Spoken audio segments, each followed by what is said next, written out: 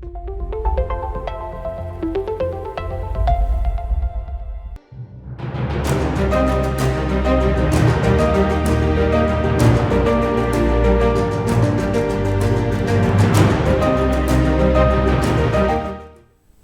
안녕하십니까. 하나증권 건설 담당하고 있는 김승준 연구위원입니다. 네, 오늘 올해 하반기 건설 하반기 전망 자료를 준비를 했습니다. 제목은 오르는 부동산 그리고 회복하는 업황입니다. 그래서 제목처럼 부동산 가격은 상승할 것이다. 이에 따라서 건설 업황도 지금 조금씩 회복하고 있다라는 게 전반적인 내용의 골자고 하반기의 전망이라고 보시면 되겠습니다. 항상 이제 결론부터 시작해서 말씀을 드리면 상승할 거다. 특히나 이제 주거용 부동산, 흔히 이제 우리가 얘기하는 아파트 같은 경우에는 전국적으로 최소 2028년도까지는 상승을 전망을 하고 있습니다. 이에 따라서 건설사들 또한 2029년도까지는 이익이 증가할 거다라고 보고 있습니다. 이 전망을 이해하는 데 앞서서 먼저 우리가 알아야 될 부분은 바로 공급에 대한 부분입니다. 그래서 어떻게 부동산, 특히나 아파트가 공급되는지를 먼저 이해를 해야 이 전망이 어떻게 이루어졌는지를 우리는 알 수가 있을 텐데요. 이 부동산의 개발 모델은 크게 두 가지의 기준으로 거쳐집니다. 첫 번째는 돈이 되느냐, 사업성의 여부고요. 두 번째는 팔리느냐입니다. 그래서 돈이 되는지와 팔리는지에 대한 여부를 통해서 결국은 개발을 하게 되는데요. 이게 무슨 말이냐라고 했었을 때 돈이 되느냐의 여부가 결국은 판매 가격의 최저 가격을 결정을 하게 됩니다. 우리가 흔히 아파트의 판매 가격이다라고 하면 결국은 분양 가격이 될 텐데요. 이 분양 가격의 최저 가격은 결국은 그나마 이 개발하는 사람이 돈을 벌 수 있는 최소 수준이 결국은 최저 가격이 형성이 되겠죠. 그래서 원가 플러스 마진이 최저 가격이 될 테고 이 원가에 해당하는 부분들은 바로 토지비, 건축비, 그리고 기타 이자 등 부대 비용이 될 것입니다. 여기에 합산의 마진을 더한 가격이 결국은 최저 가격이 되고 이게 결국 돈이 되느냐의 여부의 최저점에 형성되어 있는 기준인 거죠. 그러면은 팔리느냐라는 여부의 기준은 결국은 최고 가격을 결정하게 됩니다. 그래서 사줄 수 있는 금액의 최대치가 얼마냐가 결국은 분양 가격으로서의 최고 가격이 되겠죠. 그래서 분양 가격은 이 돈이 되느냐 팔리느냐 사이의 가격으로 형성이 될 수 있어야 비로소 개발을 할 수가 있게 됩니다. 근데 그동안의 문제는 뭐였느냐? 일단 첫 번째, 돈이 되느냐, 최저 가격을 결정하는 요소에 있어서 건축비, 즉 원가가 상승했다라는 게 이제 어떻게 보면 큰 문제였죠. 그래서 코로나 기간에 걸쳐서 한 3년 동안에 보니까 공사비 지수가 30% 이상 상승했습니다. 물론 이제 뭐 어떻게 보면은 민간의 건축비는 이거 이상으로 상승을 했지만 우리가 통계적으로 보면은 30% 이상 상승한 수치죠. 그래서 원가가 30% 이상 올라왔다라고 봐도 무방한 거고 그에 따라서 당연히 판매가 즉 최저 가격은 올려야 되는 상황이 발생을 했습니다. 근데 문제는 뭐냐? 2022년도부터 아파트의 매매 가격이 떨어지기 시작했죠. 즉 이 분양 가격에서 최고 가격을 결정할 수 있는 주변 시세 가격이 떨어지기 시작하는 와중에 우린 또 최저 가격을 올려야 되는 그런 상황이 발생을 했고 이게 결국은 역전되는 상황이 발생을 합니다. 그 말인즉슨 뭐냐? 원가가 올라서 분양가를 올려야 되는데 시장이 그 분양가는 비싸다고 안 사주는 현상이 발생을 하는 거죠. 그게 이제 오른쪽 아래에 있는 차트처럼 미분양이 증가하는 결과로 나타나게 되고 이러한 미분양 증가로 인해서 결국은 아파트 공급 개발사들은 돈이 안 되는구나, 안 팔리는구나 라는 사실을 알게 되면서 개발을 줄이기 시작합니다. 그러면서 결국은 착공이 감소하기 시작한 게 22년 하반기부터 이어졌다. 이러한 메커니즘으로 공급이 나타난다라고 이해하시면 되겠습니다. 왜 이 얘기를 하느냐? 이러한 상황으로 인해서 결국은 사이클이 도래하게 됐다라고 보시면 되겠고요. 공사비가 코로나 기간 동안 증가를 하고 이에 따라서 최저 가격인 분양 가격은 상승을 했는데 시세는 떨어지다 보니까 분양가와 시세 사이에 괴리가 발생하게 되면서 사람들이 안 사주게 됩니다. 그러면서 판매가 안 되니까 미분양이 증가했고 미분양이 증가하는 판매가 안 되는 상황이 발생하니 사업이 안 되니까 개발을 안 하고 그래서 착공 감소가 22년 하반기부터 나타났다. 근데 우리가 아파트를 착공해서 완공하는 데까지 걸리는 시간이 평균적으로 3년 이상이 걸립니다. 그렇다 보니까 3년 뒤에 우리가 당연히 준공 물량, 즉 신축 입주가 감소할 거라는 거는 이해할 수가 있게 되겠죠. 그래서 사실상 25년 하반기, 즉 작년 하반기부터 신축 입주 물량이 감소하기 시작합니다. 여기서 발생하는 문제는 뭐냐라고 했었을 때 발생하는 수요 대비 공급이 부족하게 되는, 즉 초과 수요 시장이 발생을 하게 되고요. 이게 결국 1차적으로 미치는 가격의 영향은 바로 거주비에 영향을 미칩니다. 즉 전세 가격, 월세 가격 상승으로 이어지게 되죠. 그래서 이러한 초과 수요가 계속적으로 시장에 나타나게 되면은 전월세 가격의 상승으로 이어지고, 이러한 전월세 가격의 상승은 매매가 상승을 견인하게 됩니다. 매매가 상승이라는 건 결국은 주변 시세가 올라가는 현상으로 바뀌다 보니까 주변 시세가 올라가기 시작하면은 매매가와 결국 분양가 사이의 괴리가 축소가 되면서 다시 분양 가격을 살만한 가격이네 라는 생각으로 사주게 되는 현상이 발생을 하죠. 그러면서 다시 미분양이 감소를 하는 모습들이 나타날 수가 있겠습니다. 그러면서 사업이 가능해지고 이제는 판매가 가능해지는구나 라는 사실들을 개발사가 알게 되면은 착공이 증가하게 되는 그런 모습으로 바뀝니다.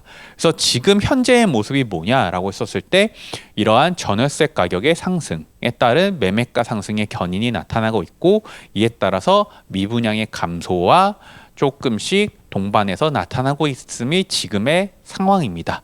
아직까지는 이 착공이 증가할 수 있을 정도의 사업성이 나올 수 있는 환경은 도래하지 못해서 착공 자체가 드라마틱하게 증가하는 모습은 보이지 못하고 있으나 조금씩 회복되는 모습이 나타나는 게 지금 연초의 모습이라고 보시면 되겠고요.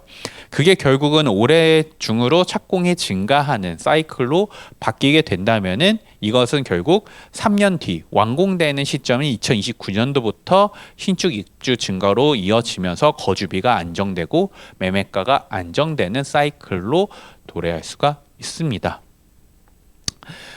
왜 전월세가 오르는데 매매가 상승이 견인이 될까를 먼저 이해를 해보자면은, 먼저 이 매매 가격이라고 했었을 때 이 가격을 형성되는 가치는 두 가지로 나뉘게 됩니다. 즉 실질 거주 가치와 투자 가치로 나뉘게 되죠. 그래서 내가 해당 지역을 거주하는 데 있어서 얼마까지 낼 수 있냐와 더불어서 이 투자의 목적이 더해지게 됩니다. 즉 내가 사고 나서 얼마까지 오를 거를 기대를 하고 들어가는 투자 심리까지 들어가게 되는 게 매매가죠. 근데 전월세 가격이라는 것은 무엇이냐라고 했을 때 바로 실질 거주 가치가 곧 전월세 가격이 됩니다. 그래서 이 거주 비용이 올라감에 따라서 비례해서 매매 가격이 상승할 수 있으면 이러한 우리는 식을 통해서 확인해 볼 수가 있는 거죠. 물론 이 거주 비용 올라가는 것에 이상으로 투자 심리가 꺾인다면은 매매 가격이 떨어질 수 있겠지만은 매매 가격 안에서 거주 가치가 차지하는 비중이 높으면 높을수록 이러한 전월세 가격과 매매 가격은 정비례하는 현상이 굉장히 나타나게 됩니다.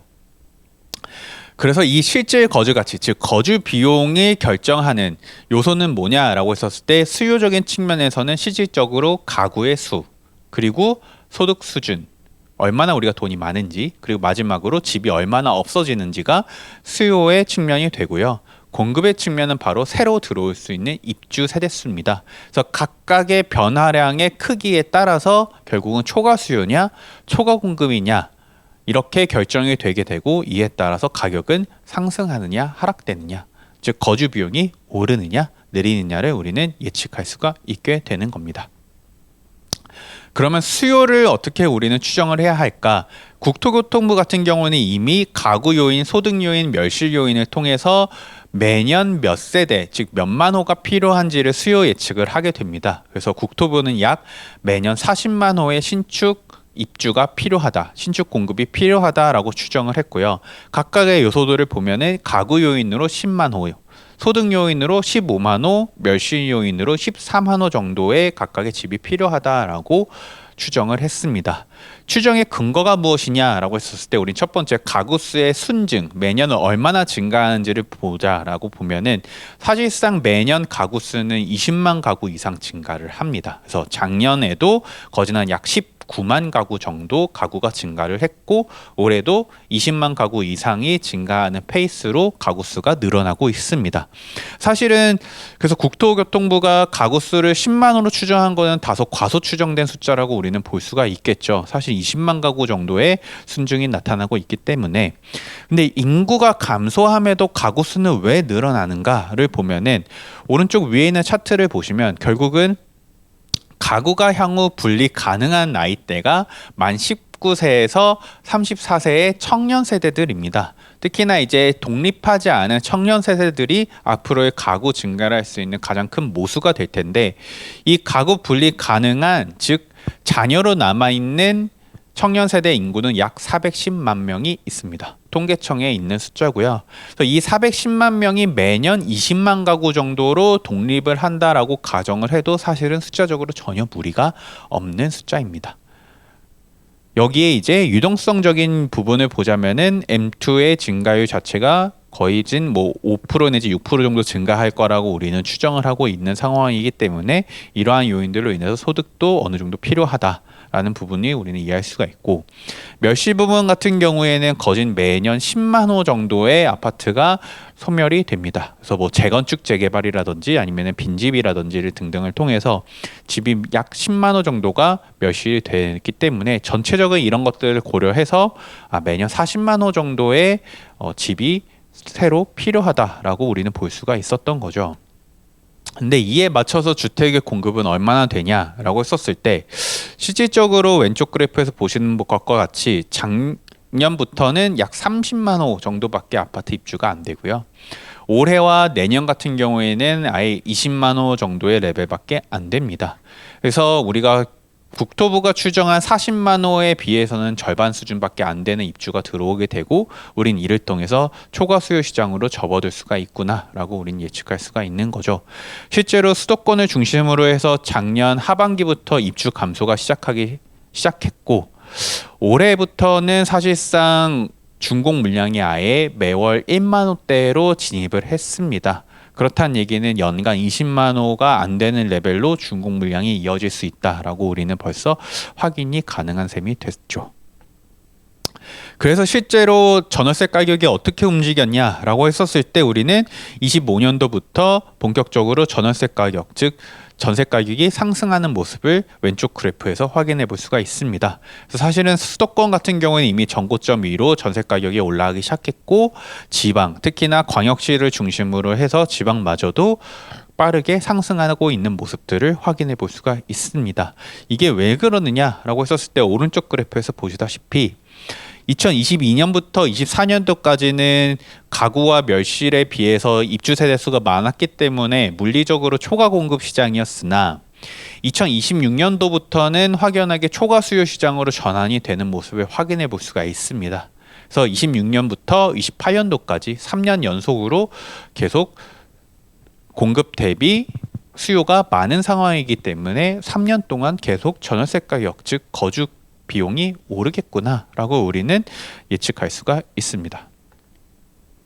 실제로 그러면 우리가 작년도에 아파트 가격이 어떻게 움직였는지를 보자라는 차원에서 그래프를 보게 되면은 작년도에 오른 지역들을 보니까 서울, 경기, 울산, 세종, 충북, 전북 지역들이 상승을 했습니다. 그래서 작년도에 서울, 경기뿐만이 오른 게 아니라 지방에서도 오른 지역이 있었다라는 게 특징이고요. 여기서 한 가지 더 특징을 보자면은 서울을 제외한 나머지 지역들은 매매가가 오른 지역들의 특징은 전세 가격 상승이 매매가 상승폭보다 더 컸다는 거죠. 그 말인즉슨 전세 가격 상승이 매매가 상승을 견인한 지역은 서울 외의 나머지 지역은 동일하게 나타났다라는 거고 서울 아파트 같은 경우에는 오히려 전월세 가격도 올랐지만 그 이상으로 투자 심리, 즉 투자 가치가 더 오른 지역이 서울이었다라고 우리는 해석할 수가 있습니다. 먼저 서울을 놓고 보게 되면은 서울은 2026년도부터 2029년도까지 입주가 부족한 지역입니다. 사실상 서울시가 자료를 통해서 공개를 해준 부분이 있었고요. 2026년도부터 2029년도 빨갛게 네모를 친 부분이 바로 준공 물량이 되는데 준공 물량이 2만 호가 안 되는 아예 1만 호 레벨대밖에 안 됩니다. 그래서 서울은 2029년도까지 매년 1만 호 정도가 준공이 되고 있기 때문에 입주가 매우 부족하구나라는 사실을 알 수가 있고, 이러한 물량조차도 2030년에 가서야 이제 2만 호가 조금 넘는 레벨, 그리고 2032년, 2033년 가서야 증가할 수 있다라는 그림을 우리는 확인해 볼 수가 있습니다. 그렇다 보니까 서울은 여전히 집이 부족하고 전세 가격은 오르고, 이로 인해서 하방이 굉장히 튼튼하게 지지가 되는 지역이 될 수가 있는 거죠. 작년에 올랐던 지역들 중에서 울산이 굉장히 특징적인 지역입니다. 그래서 어떻게 보면은 울산 같은 경우는 이미 2024년도부터 전세 가격이 상승하기 시작한 지역이고, 매매 가격은 그 뒤에서 상승했다는 모습을 우리가 왼쪽에 있는 그래프를 통해서 확인해 볼 수가 있습니다. 전세가율이 74% 수준으로 높은 지역인데, 전세가율이라는 얘기는 매매가 대비 전세가의 비중을 얘기를 하는 거죠. 아까 제가 얘기했던 매매 가격이라는 거는 결국은 거주 가치와 투자 가치가 더해진 개념이다라고 얘기를 했는데, 그 중에서 거주 가치가 74%를 차지한다라고 보시면 되겠습니다. 근데 이러한 거주 가치가 올라감에 따라서 당연히 매매가 상승이 견인될 수 있는 지역으로 우리는 해석이 가능한 거죠.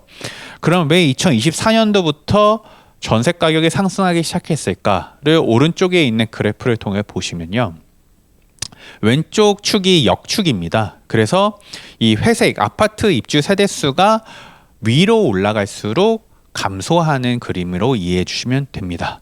그래서 2024년, 25년, 26년도가 과거의 레벨의 저점 수준의 준공 물량으로 들어오게 됩니다. 그 말인즉슨 평년 대비 입주 세대 수가 굉장히 부족한 지역으로 바뀌었다라는 얘기인 거고, 그 말인즉슨 초과 수요 시장으로 접어들었기 때문에 전세 가격이 상승했음을 우리는 알 수가 있죠. 그래서 오른쪽 그래프에 이제 녹색 진한 실선과 옅은 녹색 실선을 보시면 전세 가격의 상승폭이 매매가 상승폭보다 훨씬 크다는 모습을 확인해 볼 수가 있습니다. 여기서 우리는 결국은 전세 가격의 상승이 매매가 상승을 견인했구나라는 것을 알 수가 있겠죠. 세종시 같은 경우에도 마찬가지입니다. 근데 세종시의 특징은 전세가율이 낮은 지역입니다. 그렇다 보니까 절반 정도가 거주가치, 절반 정도가 투자가치로 이루어진 지역이 세종시인데, 이 세종시의 특징은 뭐냐? 마찬가지로 오른쪽 그래프에서 보시다시피 2023년도부터 그 이후로 입주 물량이 감소해서 아예 올해부터 입주 물량이 없는 도시입니다. 2027년도에도 아파트 입주 세대수가 없습니다. 극단적인 초과 수요 시장으로 변화하는 지역이고, 그렇다 보니까 전세 가격 상승이 나타나기 시작하는 거죠. 그래서 이 전세 가격 상승에 따라서 매매 가격이 그대로 올라갈 수 있는 가능성은 사실은 50%밖에 안 되기 때문에 조금은 떨어지나, 세종시 같은 경우에는 우리가 알다시피 이제는 지방균형 발전이라던가 아니면은 전반적으로 이제 정부 부처들이 추가로 더 내려올 수 있는 지역이라는 것을 알고 있기 때문에 이런 심리들이 투자의 부분에서도 영향을 주는 지역입니다. 그렇다 보니까 하방을 탄탄하게 지지를 해주면서 전세 가격이 상승하다 보니까 이것이 결국 매매가의 상승으로 이어지는 모습이 지금 나타나고 있는 지역이다라고 이해하시면 되겠습니다. 전주시 같은 경우에는 특이하게도 전주가 올랐어 라는 그런 이상한 지역이죠. 왜냐하면 전주시가 일자리가 있는 지역도 아니고, 그렇다고 뭔가 특징을 우리가 전주가 올랐다라는 사실 생각이나 뉴스를 본 적도 없을 겁니다. 근데 전주시는 사실은 2024년도부터 빠르게 올라가는 지역이죠. 이 지역의 특징은 울산과 마찬가지로 전세가율이 굉장히 높은 지역입니다. 근데 이 와중에 오른쪽 그래프에서 보시다시피 2024년도부터 아파트 입주 세대 수가 굉장히 큰 폭으로 감소를 하게 됩니다. 그래서 계속 동일한 방법으로 지금 말씀을 드리고 있는데, 결국은 입주 세대 수가 감소를 하게 되고 수요는 계속 꾸준하게 나타나다 보니까 초과 수요가 발생했고 거주 비용이 올라갔고, 거주 비용이 상승하니까 매매 가격이 올랐다. 이걸 지금 계속 지역적으로 지금 반복해서 말씀을 드리고 있는 거죠. 그래서 전주시 같은 경우에도 결국은 마찬가지고, 이로 인해서 전세 가격 상승, 매매 가격 상승이 나타나는 지역입니다. 이러한 같은 메커니즘이 올해 적용될 수 있냐를 확인해 볼 수 있는 게 바로 대구입니다. 그래서 대구마저도 올라라는 게 어떻게 보면 이제 전국적으로 부동산 가격에 대한 심리에 영향을 줄 수 있는 요소가 될 수 있죠.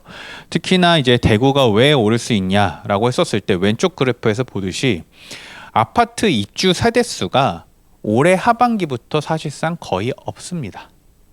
그래서 대구는 당연히 우리가 과거부터 너무 오랫동안 하락했던 지역이고 미분양도 많다 보니까 이제 분양을 안 했던, 그래서 오랜 기간 동안 분양을 안 했던 지역이고 그 결과가 결국 26년 하반기부터 입주의 없음으로 나타나게 됩니다.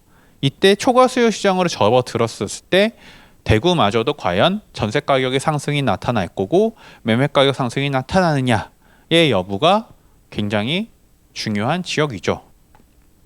근데 실제로 보면은 대구의 미분양은 그래서 감소 추세로 접어들었고 대구 수성구 같은 경우에는 이미 작년 하반기부터 전세 가격 상승이 나타나기 시작했고 이에 따라서 매매 가격 상승이 뒤이어서 견인돼서 나타나고 있습니다. 그래서 대구도 사실은 이미 일부 고가 주택이 있는 지역들을 중심으로 해서 상승 반등이 나타나기 시작했다라는 거죠. 왜냐? 얘네들도 하반기부터 입주 세대수가 부족한 초과 수요 시장으로 전환되기 때문입니다. 그래서 올해 1분기 누적으로 아파트 매매가 연초 대비 어떻게 바뀌었냐라고 했었을 때 전반적으로 지방에서마저도 상승으로 전환되는 모습들이 나타나고 혹여 일부 기타 지방에서도 매매 가격이 떨어지고 있더라도 전세 가격 상승이 두드러지게 나타나고 있다는 것을 우리는 확인해 볼 수가 있습니다. 이러한 전세 가격 상승이 지속이 되게 되면 결국은 매매 가격 상승 견인으로 이어지게 되는 거죠. 그게 언제까지 이어질 거냐? 2028년도까지 초과 수요 시장이기 때문에 28년도까지 계속 나타날 모습이다라고 전망을 하는 바입니다.